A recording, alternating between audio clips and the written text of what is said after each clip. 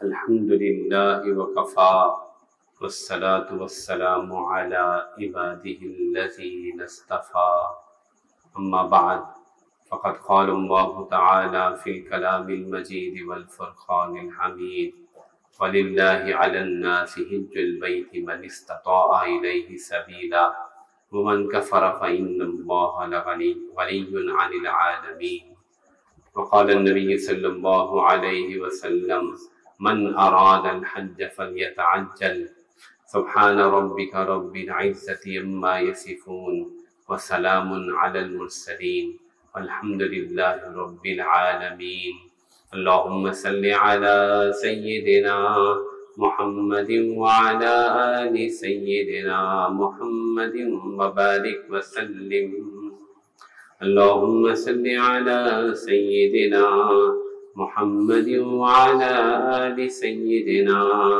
محمد وبارک وسلم۔ یہ زمین اللہ جل جلالہ نے بنائی ہے۔ اس زمین کے بہت سے ٹکڑے ایسے ہیں جو دیکھنے کے، وزٹ کرنے کے اور گھومنے کے لائق ہیں، اور یہ رب العزت کی خلاقیت ہے۔ اتنی چھوٹی سی زمین پہ ایسے ایسے خوبصورت مناظر پیدا فرمائے، ایسی ایسی جگہ پیدا فرمائی کہ انسان وہاں جاتا ہے تو وہ حیران و پریشان ہو جاتا ہے۔ ارشاد فرمایا کہ اس زمین کو والارض مددناہا، اس زمین کو ہم نے پھیلایا، والقینا فیہا رواسیا، ہم نے اس میں پہاڑ لگائے، وانبتنا فیہا من کل زوج کریم، ہم نے اس میں بڑے عمدہ جوڑے پیدا کیے اناج کے، پھلوں کے۔ چنانچہ زمین کو پھیلایا، سبزہ اگایا، پہاڑ بنائے، پہاڑوں میں بھی رنگ پیدا کیے۔ وَمِنَ الْجِبَالِ جُدَدٌ بِيضٌ وَحُمْرٌ مُخْتَلِفٌ أَلْوَانُهَا وَغَرَابِيبُ سُودٌ، فرمایا پہاڑوں میں ایسے ہیں جو سخت، جو سفید ہیں، جو سرخ ہیں، جو کالے سیاہ ہیں، کوئی سبز ہے، کوئی کالے ہیں، کوئی مٹیالے ہیں، ان کے اندر وادیاں ہیں اور خوبصورت ترین قطعات ہیں، اور ان سے چشمے بہتے ہیں، اور بڑی بڑی لیکس ہیں، جھیلیں ہیں، دریا ہیں۔ ہم اکثر کوہستان جاتے ہیں تبلیغی سفر پہ۔ کوہستان سے جب ہم پٹن سے واپس نکلتے ہیں تو ایک مقام آتا ہے جہاں پہ ہم ہر دفعہ بریک لگاتے ہیں، ہر دفعہ، اور وہ بریک لگتی کیسے ہے؟ خود بخود لگ جاتی ہے، کیونکہ سامنے جو ہے وہ پہاڑ ہے، وہ اس قدر سرسبز ہے، اور لوگوں نے اس پہ جو ہے وہ سٹیپ فارمنگ کی ہوئی ہے، تو تقریباً سینکڑوں کے اعتبار سے جو ہے وہ اوپر پہاڑ کی چوٹی سے نیچے تک چھوٹے چھوٹے جو ہے سٹیپس نظر آتے ہیں۔ وہ اس قدر سرسبز ہوتے ہیں کہ جو وہاں سے گزرتا ہے وہ کہتا ہے کہ یہ کیا خوبصورت جگہ ہے۔ بریک لگا کر چند منٹ دیکھتے ہیں، کوئی ایک آدھی تصویر لے لیتے ہیں کہ اللہ تعالیٰ کی خلاقیت، اللہ تعالیٰ نے جو فتنی حسن پیدا کیا ہے زمین کے اندر وہ کس قدر زیادہ ہے۔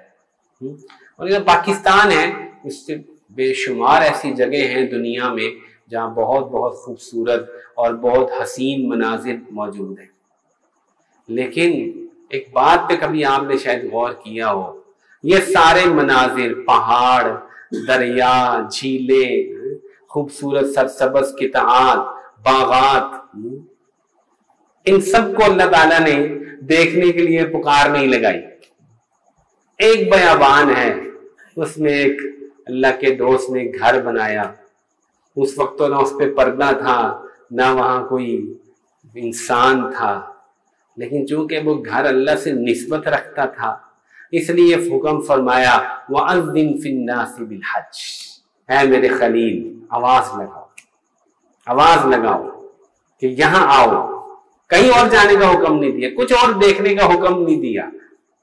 دل میں آتا ہے اللہ تعالیٰ سے بندہ چشم تصور میں سوال کرتا ہے کہ میرے رب یہاں تو نہ کوئی سبزہ ہے، نہ کوئی جھیل ہے، نہ کوئی پہاڑ ہے، یہاں تو ریت ہے، اس ریت میں کوئی کشش بھی نہیں، اور یہاں گرمی بھی بہت زیادہ ہے۔ لیکن اللہ تعالیٰ فرما رہے ہیں اے میرے خلیل وَأَذِّن فِي النَّاسِ بِالْحَجِّ، اعلان کرو لوگوں کے لیے کہ یہاں آیا کریں، اس جگہ کو دیکھا کریں، اس جگہ کو دیکھنے کے لیے آئے. یاتوک رجالا وعلی کل ضامر یاتین من کل فج عمیق. اللہ تعالیٰ نے فرمایا آئیں گے تیرے پاس پیدل بھی اور دبلی لاغر سواریوں میں دور دور کے راستوں سے لوگ پہنچیں گے. کیوں؟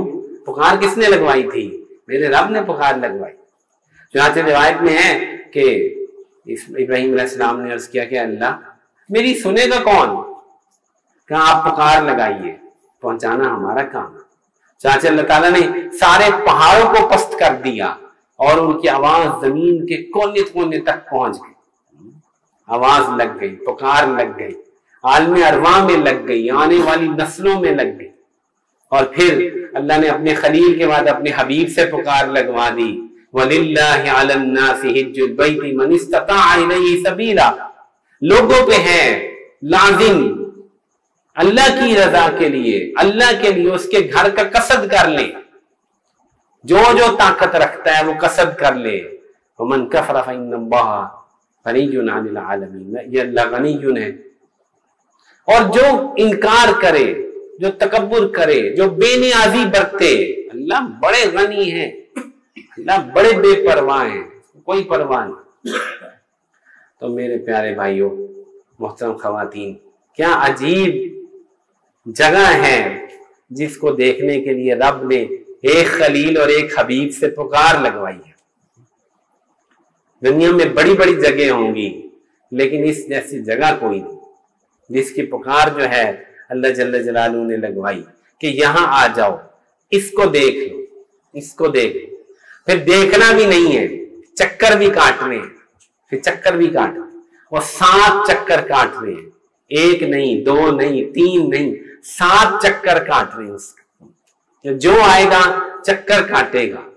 اب یہ چکر جب سے دنیا بنی ہے یہ چکر لگ رہے ہیں، لوگ چکر کاٹ رہے ہیں، کاٹ رہے ہیں چکر. تو کیا عجیب سنت جو ہے ابراہیم علیہ السلام نے جاری فرمائی. اسماعیل علیہ السلام نے انہوں نے مل کر اس کی تعمیر کی، اس گھر کو بنایا اور اس کے کونے پر حجر اسود کو نصب کیا. ایک مقام پیچھے مقرر کیا جس کو مقام ابراہیم کہتے ہیں. لوگوں کو حکم دیا کہ یہاں نماز پڑھا. رسول اللہ صلی اللہ علیہ وسلم جب یہاں تشریف لائے اور انہوں نے 7 چکر لگائے تو پھر اس مقام کے پیچھے کھڑے ہو کے انہوں نے نماز پڑھی، 2 نفل پڑھی. اور راوی صحابی کہتے ہیں کہ آپ علیہ السلام نے پہلی رکعت میں قل یا ایھا الکافرون تلاوت کی اور دوسری رکعت میں سورۃ اخلاص قل ھو اللہ تلاوت کی اور آواز آپ کی آ رہی تھی اور سب سن رہے تھے، سب سن رہے تھے. تو میرے بھائیوں، یہ وہ جگہ ہے جس کو جانا یہ ایمان کی دلیل ہے، جس کو جانے کے لیے بےتاب ہونا یہ مومن کا کام ہے. کیونکہ مومن اصل میں اللہ کا عاشق ہوتا ہے، مومن کو اللہ سے محبت ہوتی ہے. جو اللہ سے نسبت رکھتی ہے جو جگہ وہ اس کا گھر ہے. محبوب کے گھر ہر عاشق جانا چاہتا ہے، محبوب کے گھر ہر عاشق جانا چاہتا ہے. سب سے زیادہ مشہور تو مجنون صاحب تھے، سب سے زیادہ مشہور مجنون صاحب تھے. مجنون جو ہے وہ اصل میں عربی کا لفظ ہے، اس کو مجنو بنا دیا ہم نے اردو میں. یہ مجنون ہے. روایت اس کی یہ ہے کہ وہ حضرت عمر بن خطاب رضی اللہ عنہ ان کے پاس ان کے والد جو ہیں اس کو لے کر آئے، کہا کہ اس کو کی نصیحت کرے. تو انہوں نے کہا یہ امیر المؤمنین ہے.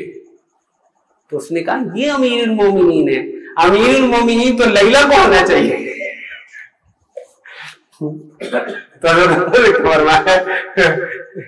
مجنون تو پاگل ہے، کہتا ہے لیلا کو امیر المومنین ہونا چاہیے. یہ کیوں امیر المومنین؟ دیکھو اس کو اپنے محبوب سے اس قدر عقیدت ہے، اس قدر اس سے محبت ہے، وہ کہہ رہا ہے کہ امیر المومنین تو اسے ہونا چاہیے. پھر کہا کہ لے جاؤ اس کو. چنانچہ وہ طواف کر رہا ہے بیت اللہ کا، طواف کر رہا اور کہہ رہے ہیں الہی अतूब मिन कुल्ली शै, मैं हर चीज से तौबा करता हूँ, लेकिन लैला की मोहब्बत से तौबा नहीं करता। वहां पे भी कह रहा है मैं हर चीज से तौबा करता हूँ। शायर कहते हैं कि वो कहते हैं कि मैं लैला की गलियों, लैला के घर के करीब जो गलियां हैं वहां से गुजरता हूं, दीवारों को देखता हूं। कहता है कि ये गलियां और ये दीवारें, ये पत्थर मुझे पसंद नहीं है, इनमें रहने वालों की मोहब्बत ने मुझे दीवाना कर दिया। क्या अजीब शेर। मतलब बता रहा हूं शेर का कि मुझे इन दीवारों और इन मस्कनों में रहने वालों की मोहब्बत ने खींचा है, इसलिए यहां से गुजरता हूं, यहां के तवाफ करता हूं। तो जो मोमिन है, जो अल्लाह का आशिक है, उसको उस दीवार के पीछे जो अल्लाह की जात है उसकी मोहब्बत ने खींचा है। एक चार जो है वो पंजाबी जो वो कई अदीबों लिखे हैं, काला जा कोठा है पर कितना हसीन है। लोग करोड़ों आते हैं उसके गिर चक्कर काटते हैं। तो ये बात समझ लीजिए कि जिसको अल्लाह से मोहब्बत है, अल्लाह का इश्क है, वो जरूर जाना चाहता है। अल्लाह हमें भी नसीब फरमाए। दूसरी बात ये समझ लीजिए कि जो जो आखिरी वक्त आएगा करीब, आखिरी वक्त आ रहा है ना, करीब आ रहा है, तो ईमान और अमले साले इन ये मुश्किल होते जाएंगे, इनका रेट बढ़ेगा। जैसे महंगाई बढ़ रही है, पेट्रोल का रेट बढ़ है, मोटरसाइकिल का रेट बढ़ है, गाड़ियों का रेट बढ़ है, वो तो उस पर तो हमें कोई हैरत नहीं होती, क्यों? वो चीजें पहुंच से बाहर हो रही। इसी तरह जो जो दज्जाल के करीब जा रहे हैं, इबादत भी हाथ से बाहर निकल रही, इबादत मुश्किल हो रही है, ईमान बचाना ही मुश्किल हो गया, इबादत मुश्किल हो गई। इसलिए अल्लाह के नबी ने फरमाया, फितने में इबादत करना ऐसे है जैसे मेरी तरफ हिजरत करना, हिजरत इलैया, यानी फितने के जमाने में इबादत बहुत मुश्किल होगी। जैसे हिजरत मुश्किल थी वैसे इबादत मुश्किल होगी। तो हज चूंकि अजीम शान इबादत है, इसलिए ये दिन ब दिन मुश्किल हो रही है। कोरोना से पहले इतनी मुश्किल नहीं थी, कोरोना के बाद तो चीजों ने ऐसे पलटा खाया है कि समझ नहीं आती कि हो क्या रहा है, ऐसे चीजें पलटी हैं। कोरोना से पहले जो हज का रेट था ना सरकारी, वैसे एक मिसाल से समझा रहा हूं आप, सिर्फ पैसों की बात समझ लीजिए, इसके अलावा जानी वाली मुश्किलात भी हैं। तो सरकारी रेट था ना हज का, उससे अगले साल जब हज आया 3 साल बंद रहा, पिछले साल 3 साल बाद हज खोला, तो वो रेट एग्जैक्टली डबल हो चुका था, दुगना हो चुका, और इस साल तिगना हो चुका है, 3 गुना हो गया रेट। 4 लाख कुछ हजार था और इस वक्त 12 लाख है, 3 गुना हो गया। पैसों के एतबार से ही 3 गुना हो गया मुश्किल। तो आप देख लें कि जितना फितना है, जितने ईमान के ऊपर मसाइल पड़े आ रहे हैं, ईमानी तौर पर भी जिस्मानी तौर पे भी मुश्किल होता चला जाएगा। दिल ही लोगों के मुनकर हो रहे हैं, इतनी बड़ी इबादत के लिए कहां से वक्त निकालना। पैसे का ही सोच के दिल कहता है छोड़ो, अब ये बस की बात नहीं, पैसे बहुत ज्यादा है, ये हमारे बस की बात। तो ऐसे ही होगा, इबादत फितने में मुश्किल हो जाएगी। हज तो बहुत मुश्किल हो जाएगा, हज तो वैसे ही बंद हो जाएगा दज्जाल के जमाने में। तो ये वक्त है भाई, ये वक्त। जिन्होंने हज नहीं किया वो कुछ कोशिश कर ले। लोग कहते हैं कि कैसे जाएं, हमारे पास तो वसाइल ही नहीं है। मैं ये कहा करता हूं, वसाइल बाद में देखे जाते हैं, पहले इंसान की नीयत देखी जाती है, उसका शौक देखा जाता है, उसका ज़ौक देखा जाता है, कितना ज़ौक है, कितना शौक है, कितनी तड़प है वहां जाने की, किस कदर जो है ये तमन्ना दिखाता है अल्लाह को اس کے مطابق فیصلہ ہوگا۔ اللہ جل جلالہ دروازے کھولتے ہیں، راستے کھولتے ہیں۔ تو بہرحال دوسری بات جو عرض کرنی تھی وہ اس بات پر تنبیہ کرنا ہے کہ اس زمانے میں جس طرح حالات خراب ہو رہے ہیں، عبادات مشکل ہوتی جا رہی ہیں، عبادات مشکل ہوتی جا رہی ہیں۔ حج جیسی عظیم الشان عبادت بھی مشکل سے مشکل ہوتی چلی جا رہی ہے۔ بظاہر آسانیاں بڑھتی دکھائی دیتی ہیں، لیکن آسائشیں وہاں بڑھتی دکھائی دے رہی ہیں، لیکن حقیقت میں روحانی اور ایمانی طور پر عبادتیں مشکل ہو رہی ہیں۔ مسجدوں کے اندر اے سی تو بڑے زبردست لگ گئے ہیں، قالین تو بچھ گئے ہیں، لیکن نمازیں دن بدن اور مشکل ہو رہی ہیں۔ دل ایسے منکر ہو رہے ہیں کہ نمازیں بھی مشکل ہو رہی ہیں۔ تو حج جیسی عبادت بہت عظیم الشان عبادت، تو اس لیے اس بات کو سمجھنا چاہیے، غور کرنا چاہیے کہ تاخیر کس بات کی۔ رسول اللہ نے فرمایا من اراد الحج فلیتعجل، جو اراد حج کرنا چاہتا ہے جلدی کرے، جلدی کرے۔ کیوں جلدی کس بات کی ہے؟ کیا پتہ موت آ جائے، موت آ جائے نہ کر سکا حج، کیا پتہ بیماری آ جائے، ضعف آ جائے، معذور ہو جائے، کیا پتہ فقیر ہو جائے، نہ کر سکے، پیسہ جاتا رہے، کیا پتہ اوپر سے کوئی مجبوری بن جائے، کسی طرح کوئی بندش بن جائے۔ حج تاریخ میں کئی مرتبہ ایسے بند ہوا ہے، یہ پہلی مرتبہ نہیں ہوا تھا۔ تاریخ واقعات اگر آپ تاریخ اسلام پڑھیں گے، کئی مرتبہ ایسے ہوا کہ حج بند ہو، اور بہت سارے لوگ انہی ایام میں دنیا سے رخصت ہو گئے، حج نہ کر سکے، حج نہ کر سکے۔ چنانچہ مسلم شریف میں آتا ہے کہ کسی نے آ کے عرض کیا یا رسول اللہ، میرے والد حج کرنا چاہتے تھے لیکن وہ دنیا سے رخصت ہو گئے، وہ حج نہ کر سکے، کیا میں ان کی طرف سے حج کرنا؟ آپ نے فرمایا ہاں کرنا۔ اس سے حج بدل کا ایک پورا طریقہ کار معلوم ہوا۔ میت کی طرف سے اگر وہ حج کرنا چاہتا تھا اور اس کے پاس اتنا مال بچا ہے کہ اس کے ورثہ آپ کسی کو حج کروا سکے، تو حج بدل تمام اماموں کے نزدیک، چاہے وہ فقہ حنفی ہو، شوافی ہو، مالکیہ ہو، شرائط سب کے نزدیک مختلف ہیں۔ حج بدل رسول اللہ صلی اللہ علیہ وسلم نے مشروع فرما دیا، لیکن سوچنے کی بات یہ ہے کہ حج کرنے کا ارادہ تھا ان کا اور یہ کر نہ سکے، اور موت نے آ لی، کیونکہ موت ایک ایسی چیز ہے جس کا پتہ ہی نہیں چلتا کہ کس وقت آ جائے گی، اچانک آ جائے گی۔ یا ایھا الذین آمنوا لا تلهکم اموالکم ولا اولادکم عن ذکر اللہ ومن یفعل ذلک فاولئک هم الخاسرون قال رب لولا اخرتنی الی اجل قریب فاصدق واکن من الصالحین۔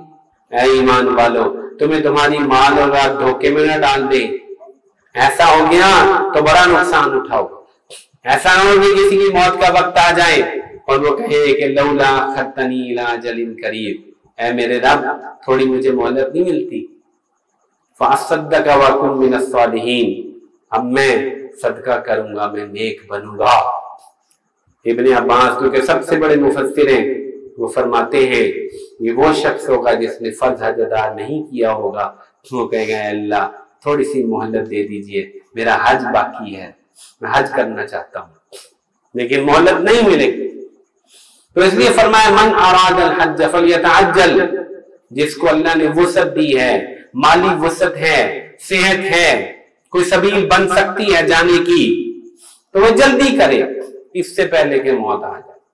ہمارے ہاں عجیب رواج ہے، سوچ سوچ میں برسوں گزار دیتے ہیں، اچھا یہ بھی کر لوں، اچھا وہ بھی کر لوں، اچھا کر لیں گے حج، کرتے کرتے تاخیر، آخر موت کا فرشتہ سر پہ آ جاتا ہے اور انسان اس عظیم الشان عبادت سے جاتا رہتا ہے۔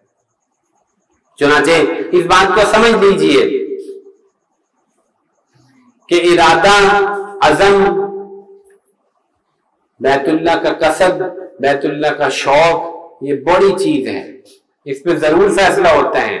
اللہ جل جلالہ ضرور رحمت کی نظر فرماتے ہیں. آپ بھی آج ارادہ کر لیجئے کہ میں بھی جاؤں گا. اللہ لے جانے والے ہیں.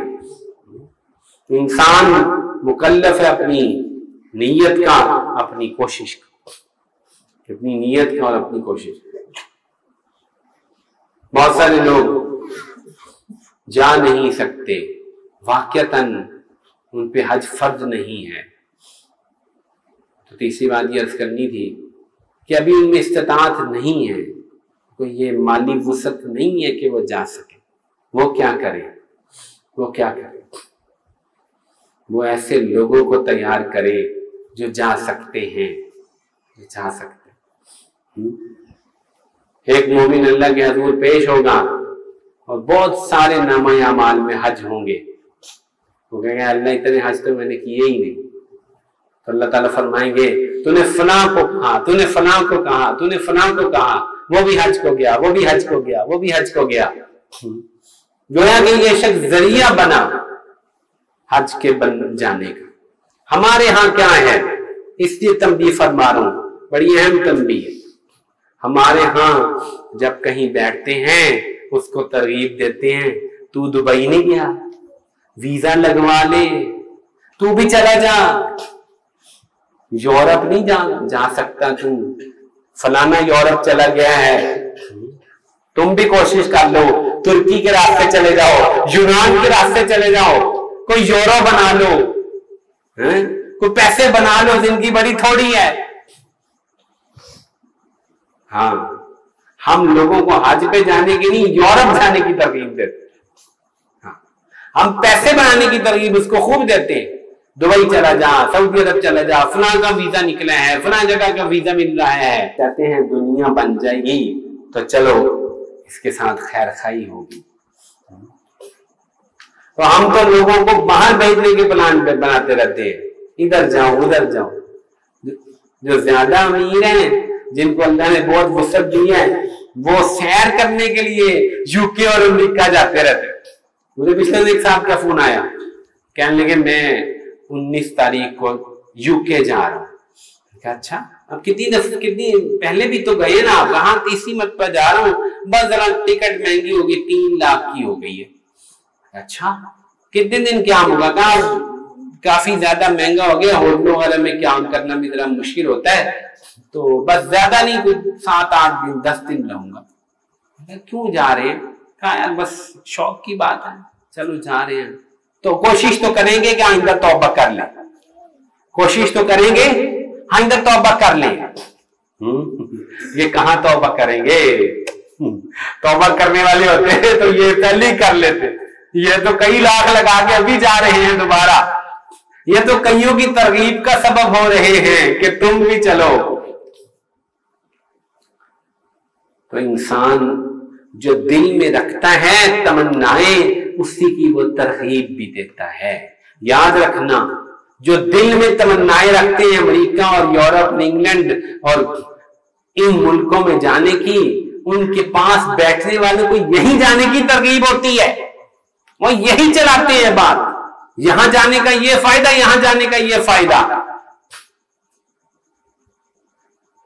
اور یہاں جانے میں تو مالی نقصان نظر آتا ہے. رسول اللہ صلی اللہ علیہ وسلم نے فرمایا تابعوا بین الحج والعمرہ فإنہما ینفیان الفقر والذنوب کما ینفی الکیل خبث الحدید والذہب والفضہ. بار بار حج عمرہ کرو، یہ گناہوں کو اور فقر کو ایسے زائل کرتے ہیں جیسے بھٹی سونے چاندی اور لوہے کی میل کچیل کو دور کر دیتی ہے، ایسے یہ حج پہ جانا فقر کو دور کر دیتا ہے. لگتا تو ہے اتنے پیسے لگ گئے، وہ کئی گنا آگے بڑھا کے لوٹائے جاتے ہیں. وہ شان کریمی رکھتا ہے، اجود الاجودین ہے، سخیوں کا سخی ہے میرا رب. اس لیے وہاں جا کر، کسی ملک میں جا کر ویزا لگوا کر پیسے شاید مل جائیں اور شاید نہ ملے. آگے آگے اور جگہ بنائیں، بہت جگہ. کسی اور ملک میں جا کے احتمال ہے نا، ہو سکتا ہے پیسے کما لیں، ہو سکتا ہے نہ کمائے جا سکے. بہت سارے لوگ ہیں بیچارے وہ ویزا بھی لگواتے ہیں، لاکھوں روپے لگتے ہیں، پھر بھی کچھ بھی حاصل نہیں ہوتا۔ یہاں تو سچے رسول کا وعدہ ہے، جاؤ تو صحیح ایمان اخلاص کے ساتھ، دیکھو کیسے گناہوں سے اور فقر سے نکلتے ہو۔ وہاں تو وعدہ کوئی نہیں، کیونکہ میں کئی دفعہ عرض کر چکا، اللہ تعالیٰ کے وعدے ہیں ہی اعمال کے ساتھ، اسباب کے ساتھ ہیں ہی نہیں، اعمال کے ساتھ وعدے ہیں۔ حج کے ساتھ وعدہ ہے فقر کو دور کرنے کا، فقر کو دور کرنے کا وعدہ ہے۔ روزہ رسول پہ حاضری پر وعدہ ہے شفاعت کا، من زار قبری وجبت شفاعتی، جس نے میری قبر کی زیارت کی میری شفاعت واجب ہو گئی۔ اس سے بڑا وعدہ اور کیا ہوگا، اس سے بڑی بات اور کیا ہوگی؟ تو اس لیے جو ہمارے اندر ہوگا اسی کے ہم دائی بنیں گے۔ جو جس پارٹی سے تعلق رکھتا ہے اس کے ہی جو ہے گن گاتا ہے۔ لوگ بازی نہیں آتے، لوگ بازی نہیں آتا، بندہ حیران ہوتا ہے کہ ان کو ہوتا کیا ہے۔ 2-3 دن پہلے ایک جگہ بیان کرنے کے لیے گیا، وہاں جو ہی کھانے پر بیٹھے ایک صاحب شروع ہو گئے، ایسے سٹارٹ ہوئے کہ میں نے کافی کوشش کی کہ بس کر جائیں، تھوڑا سا چلو سکون کا سانس لے لیں، 2-4 لقمے ہی کھا لیں، لیکن وہ تو رکتے ہی نہیں تھے، رکتے ہی نہیں تھے وہ تو یہ کیا، ان کو کسی نے پیسے دیے ہیں، یہ کسی کوئی سفیر ہیں؟ کچھ بھی نہیں۔ جن کی یہ حمایتیں کرتے ہیں وہ تو بیچارے ان کو جانتے بھی نہیں، لیکن یہ ایسے ہی ان کے دیوانے ہوئے پڑے ہیں، ان کے ایسے مفت کے وکیل ہیں، ان کے سفیر ہیں، ان کی شہرت کے خواہاں ہیں، ان پہ لگائے ہوئے عیوب کو دور کرنے کے لیے پوری کوشش کر رہے ہیں۔ آپ اندازہ تو لگائیے، جو اندر جو محبت ہے وہی باہر ایسے نکل رہی ہے، برتن سے وہی نکلتا ہے جو اس کے اندر ہوتا ہے۔ اگر ہم ایمان کے، نماز کے اور حج کے اور ان عبادات کے طالب ہوئے، ہمارے اندر سے یہی نکلے گا، یہی نکلے گا، تو خود بھی جائیے، جانے کا ارادہ کیجئے، دوسروں کو ترغیب بھی دیجئے، ہے بھائی تم بھی چلو، آؤ چلو، کوشش کر لیجئے، آپ بھی محنت کر لیجئے، آپ بھی ارادہ کر لیجئے۔ اور بھائی آخری، چوتھی اور آخری تنبیہ، وقت چونکہ قلیل ہے، بہت ہی اہم بات آپ سب حضرات کے سامنے میں پیش کرنا چاہتا ہوں۔ رسول اللہ صلی اللہ علیہ وآلہ وسلم اور آپ کے جو اصحاب تھے، اللہ جل جلالہ نے ایسا ان پہ فضل فرمایا تھا، کیسے دین کے وہ طالب تھے، کیسے ان کے اندر شوق تھا دین کا، عبادات کا۔ اصل بات کیا ہے؟ اصل بات یہ ہے جو بہت نکتے کی بات ہے، جو توجہ فرمائیے گا، تنبیہ کی بات ہے کہ بعض لوگ نماز بھی پڑھتے ہیں، حج بھی کرتے ہیں، عمرہ بھی کر لیتے ہیں، لیکن طالب دنیا رہتے ہیں، طالب آخرت نہیں بنتے۔ اس لیے تنبیہ کر رہا ہوں، رسول اللہ صلی اللہ علیہ وسلم اور صحابہ رسول طالب آخرت تھے، طالب دنیا نہیں تھے۔ ہم سچے طالب دنیا ہیں، اس لیے جہاں ان عبادات کی ترغیب ہے، حج اور عمرے کی ترغیب ہے، نکلو، جاؤ، اللہ کے راستے میں جاؤ، نماز باجماعت کی ترغیب ہے، وہیں میں کہتا ہوں سب سے بڑی بات یہ ہے کہ ہم طالب آخرت بن جائیں، دنیا طلبی چھوڑ دیں۔ جب تک یہ نہیں نکلے گی ہمارا معاملہ سیدھا نہیں ہوگا، یاد رکھنا۔ بات تو حج کی ہے، حج کتنی عظیم شان عبادت ہے، لیکن جو تنبیہ کرنا چاہتا ہوں، اللہ آپ کو لے جائے، وہاں پر بھی جا کے دیکھو گے بہت سے لوگ ہیں اللہ کا گھر دیکھنے آئے ہیں، لیکن اندر دنیا کی طلب ہے، آخرت کے طالب نہیں۔ دیکھو عبادات، عظیم الشان عبادات، مشقتیں، جہاد، حج، یہ کس بندے کو فائدہ دے گا؟ جو طالب آخرت ہوگا، جو طالب دنیا ہے، جس کو دنیا ہی دنیا چاہیے، وہ کہیں بھی چلا جائے گا۔ جو دل میں اس کے نجس چیز ہے، نجاست ہے، یہ دنیا کی محبت، یہ ہر جگہ اپنا رنگ دکھلائے گی، ہر جگہ اپنا رنگ دکھلائے گی۔ یہ وہ عظیم الشان مصیبت ہے جو پوری امت پر اس وقت چھائی ہوئی ہے۔ دنیا کی ایسی محبت ہے، یہود و نصارہ کی ایسی محبت ہے، اس کی وجہ سے دنیا کی نجس محبت قلوب میں قبضہ کر چکی ہے، قبضہ کر چکی ہے، قلوب بھرے ہوئے دنیا کی محبت سے۔ اس لیے بڑے بڑے نیک اعمال، بڑی بڑی نیکیاں، اعتکاف، رمضان کے روزے، حج بیت اللہ، یہ بھی رخ نہیں بدلتا۔ بڑا دل کٹتا ہے، خدا کی قسم بڑا دل کٹتا ہے۔ ہائے کیا بیان کر، عجیب مرض ہے یہ۔ اتنی بڑی عبادت کی، اتنی عظیم الشان عبادت کی حضرت۔ ہائے پچھلے سال وہاں مجھے اللہ نے توفیق دی، جس بلڈنگ میں ہم ٹھہرے ہوئے تھے، بہت سارے لوگ تھے، لفٹ ان کی چھوٹی تھی اور لفٹیں بھی دو تھی، بندے زیادہ تھے، فلور بھی زیادہ تھے۔ اب جب لوگ نماز پڑھ کے آ رہے، کھانا کھا کے آ رہے ہیں، تو ایسے لفٹوں پہ بے انتہا رش ہوتا تھا۔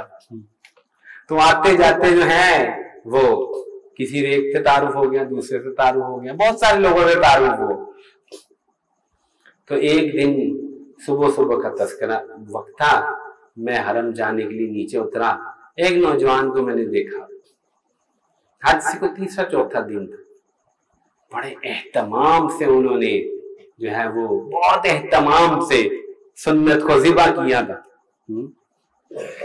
اور جناب بالکل اس نے بڑی ٹائٹ سی جینز پہنی ہوئی تھی اور بالکل اوپر ٹی شرٹ پہنی ہوئی تھی۔ مجھے یقین نہ آئے کہ 2 دن پہلے جو بندہ جس کی احرام بھی تھا اور سنت بھی، داڑھی بھی نکلی ہوئی تھی، یہ کیا ہو گیا؟ میں نے کہا خیریت ہے؟ کہاں بس وہ فلائٹ جلدی کر لی ہے، پاکستان نکلنا ہوں میں واپس۔ ایسے جھٹکا لگا دل کو میرے، میں نے کہا اتنی عظیم الشان عبادت کرنے کے بعد جو ہی فارغ ہوئے، ملک کا رخ کرنے کا ارادہ کیا، سارا روپ اور سارا رنگ جو چڑھایا تھا عبادت کا، وہ ایسے ختم کر دیا جیسے کچھ کیا ہی نہیں تھا۔ میں آپ کو کیفیت نہیں بتا سکتا جو میرے قلب کی ہوئی، جو اہتمام دکھائی دے رہا تھا، جو تیاری ہوئی تھی۔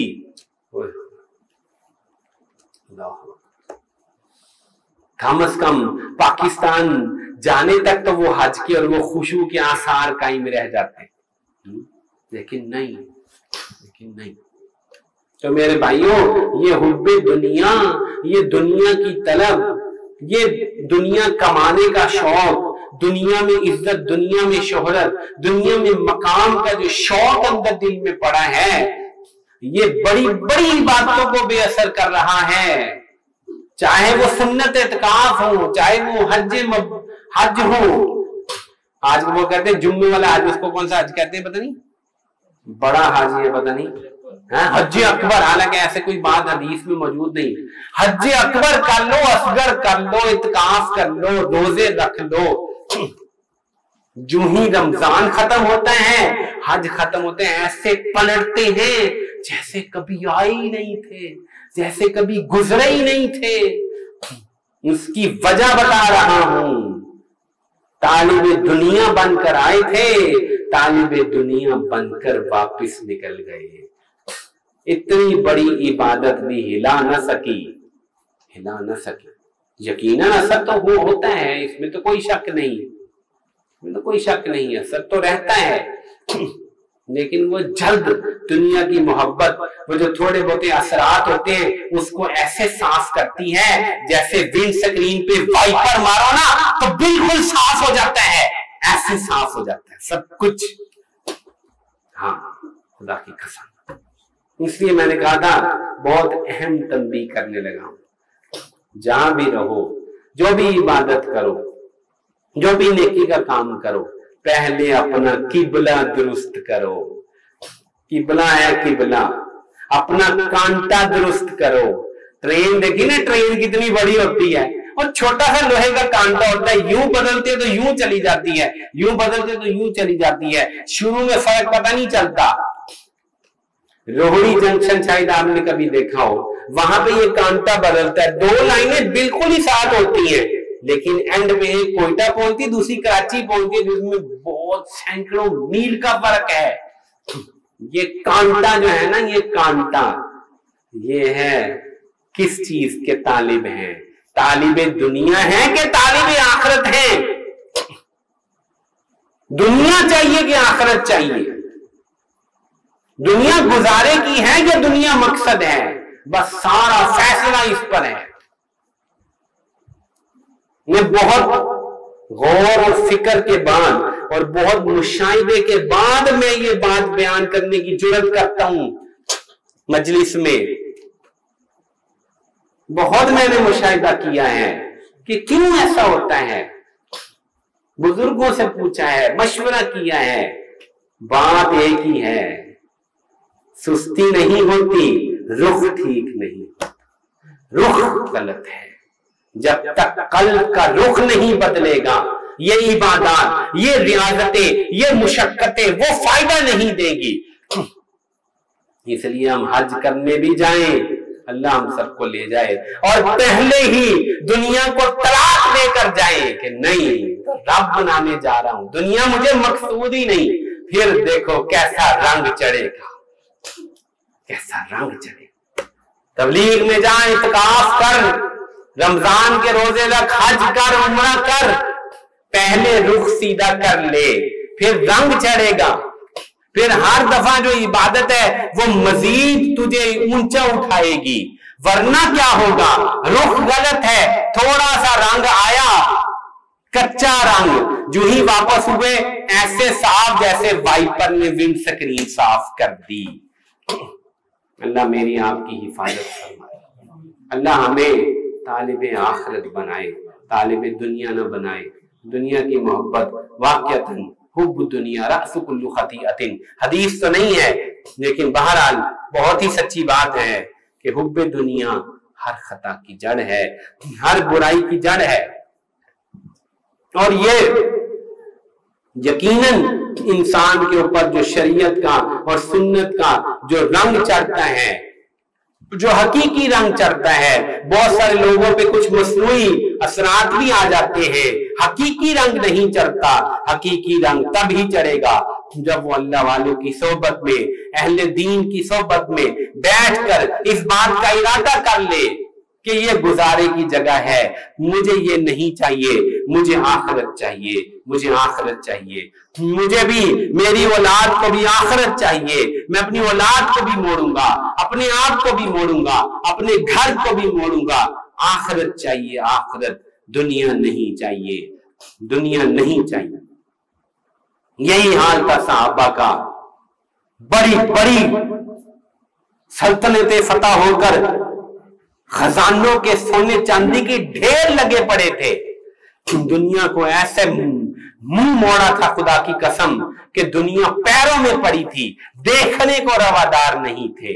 اللہ نے اس بے نیازی اور دنیا کو ٹھوکر لگانے کی وجہ سے وہ خزانے قدموں میں ڈالے تھے کہ ہم تصور نہیں کر سکتے، لیکن وہ اس کو دیکھنے کو تیار نہیں تھے. جھاڑو پھیر دیا تھا بیت المال میں، حالانکہ سونے چاندی سے بھرا تھا. جھاڑو پھیر کے کہا تھا جھاڑو پھیر دو، سب تقسیم کر دو. ایسے ایک واقعہ سناتا ہوں. عجیب واقعہ، عجیب واقعہ یاد آ گیا. عمر رضی اللہ عنہ فتوحات کا دور شروع ہوا. کہاں ازواج مطہرات کا سالانہ وظیفہ مقرر کرو، سالانہ وظیفہ 12,000 درہم ایک ایک بیوی کے مقرر کر دیے. کتنی بڑی رقم ہے 12,000 درہم. توجہ فرمائیے گا. سب سے پہلے قاصد زینب رضی اللہ تعالی عنہا کے پاس پہنچا 12,000 درہم لے کر. وہ سمجھی ساروں کے ہیں یہ, سب بیویوں کو 12,000 بھیجیں. کہا مجھ سے پہلے اور ہے نا ان کو دو نا, آخر میں مجھے دینا. وہ سمجھ گیا. اس نے کہا یہ صرف آپ کا ہے, یہ صرف آپ کا ہے اور کسی کا نہیں ہے. کہا انا للہ و انا الیہ راجعون. کپڑا ڈال لیا چہرے پر, اس قدر افسوس طاری ہوا, چہرے پر کپڑا ڈال لیا, منہ پھیر لیا اس پیسے سے. وہ قاصد چلا گیا یا ادھر ہی کہیں بیٹھ گیا. یہ جو راوی ہیں ان کو کہا جلدی کرو, تخت چارپائی یا جو بھی کوئی بڑی چیز ہے وہ بچھاؤ. بچھا دی. کہا اس پہ پھیلا دو, اوپر چادر ڈال دو. پھر کہا پکڑو ایک مٹھی اس فلاں کو دے دے, ایک مٹھی فلاں کو دیا, 2 مٹھیاں فلاں کو دیا, فلاں کو دیا. 12,000 ختم ہو گیا. 1 سال کا خرچہ 1 گھنٹے سے کم میں اس اللہ کی بندی نے, ہماری ماں نے ختم کر دیا. وہ قاصد گیا دوبارہ, اس نے جا کے کہا حضرت انہوں نے تو یہ کیا, انہوں نے 1,000 اور بھیج دیا. انہوں نے وہ 1,000 بھی یوں ہی چارپائی پہ ڈلوا دیا. کیا ختم کرو, جلدی کرو. یہ جو بانٹنے والے ہیں انہوں نے آخر میں کہا کہ اماں جان مجھے بھی کچھ مل جائے. کہا 1 مٹھی تم بھی اٹھا لو. انہوں نے 2 مٹھیاں اٹھائیں, 84 درہم ان کے پاس بھی آ گئے. آخری بات جس کو سنانے کے لیے میں نے اپنا بیان لمبا کر دیا ہے, ہاتھ اٹھائے ہماری ماں نے اور کہا اے اللہ اگلے سال یہ نہ ہو, اے اللہ اگلے سال یہ نہ ہو میرے ساتھ, میں یہ اگلے سال دیکھنا نہیں چاہتی. چنانچہ اگلے سال اس سالانہ وظیفے کے وقت آنے سے پہلے حضرت زینب کا وصال ہو چکا تھا. دعا کر لی تھی کہ یہ دنیا کا فتنہ دوبارہ میں دیکھنا نہیں چاہتی. ہائے ہائے ہم کدھر کیسے زندگی گزارے. ہم میں سے کسی کو کوئی ایسے پیسے مل جائیں تو وہ کہے گا اللہ کا بہت بڑا فضل ہو گیا, میری لاٹری نکل آئی, مجھ پہ تو اللہ کا خاص احسان ہو گیا. اور وہ ایسے بے زاہد ہیں, ایسے بے طلب ہیں دنیا سے کہ دنیا قدموں میں پڑی ہے. وہ کہتے ہیں لے جا لے جا, کپڑا ڈالتے منہ پہ کہتے ہیں اللہ دوبارہ نہ یہ ملے ہمیں. اللہ اکبر. اس وجہ سے یہ فرق ہے ہمارے ان کے درمیان. سمجھ لو جو کہاں ہے. اللہ مجھے اس کی حقیقت نصیب فرما دے اور آپ کو بھی. اللہ تعالی ہم سب کو حج بیت اللہ نصیب فرمائے اور تمام عبادات کے اندر ذوق اور شوق نصیب فرمائے. وآخر دعوانا ان الحمد للہ رب العالمین.